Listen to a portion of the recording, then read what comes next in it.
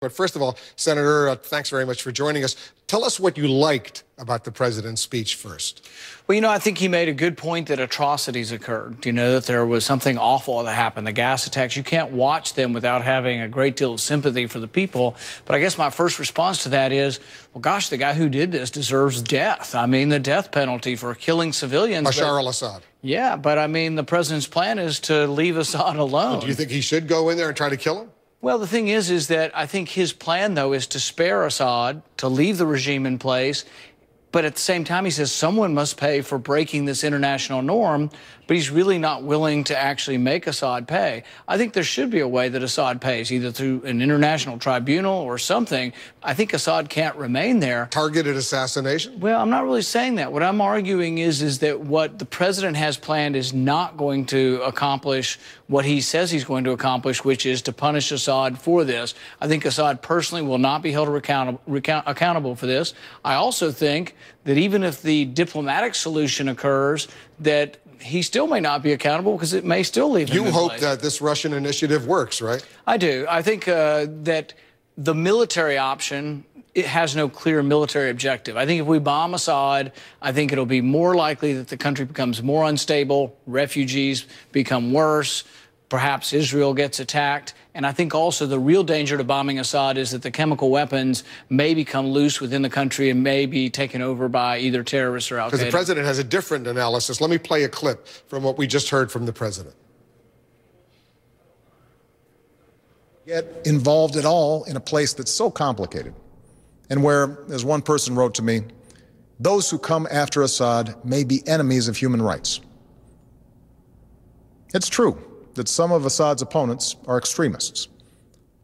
But al-Qaeda will only draw strength in a more chaotic Syria if people there see the world doing nothing to prevent innocent civilians from being gassed to death.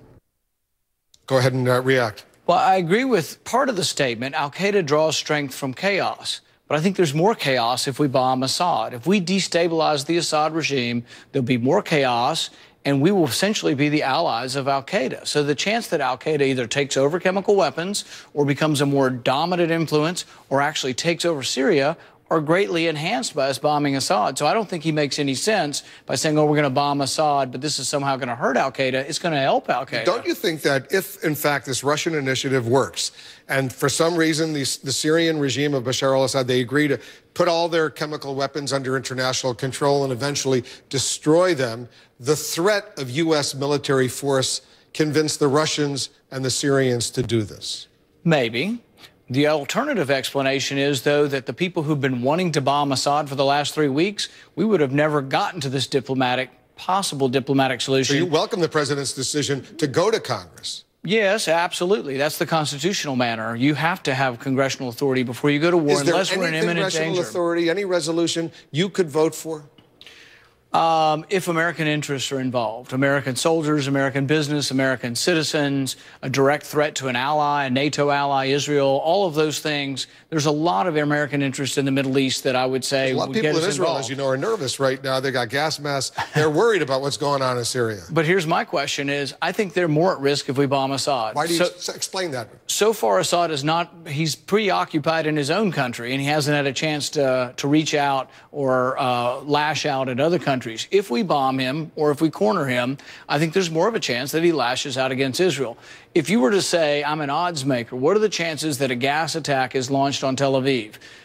If we attack Assad, I think they're greater. If we don't attack Assad, I think they're less. That doesn't mean Assad gets off scot-free. I'm just saying that when we bomb Assad, you're going to create instability in the Middle East. Senator Piers has a question for you. Piers, go ahead. There's a really good tweet here from Nick Kristof of the New York Times, which sort of sums up what I think about this, really. It's not the basic message from President Obama's speech tonight that, to any dictator, when you slaughter your people, just don't use gas. When you slaughter your people, repeat the last part of that? Don't use gas, and then that'll be fine. I mean, isn't that the subliminal message here? Yeah, and the thing is that he's killed 100,000 people with conventional weapons. So, yeah, that's the question. Even if the gas leaves the country, which would be a good idea to have it under international control, the slaughter still goes on. He still has a great conventional weapon advantage in Syria. He remains in power. My whole point is that the president's moral message about this being a horrific thing, which it is, you still leave the same guy in place. You know, I think the doctrine for your military, when you get your military involved, should be that the country should be completely behind you and that you should go in to win. And it should be with reluctance that we go to war, and it should be with an overwhelming force with the entire country behind you. We've had that on occasion, but we don't have that here. The country's overwhelmingly opposed to us being involved in this civil war. Senator Rand Paul, thank you very much.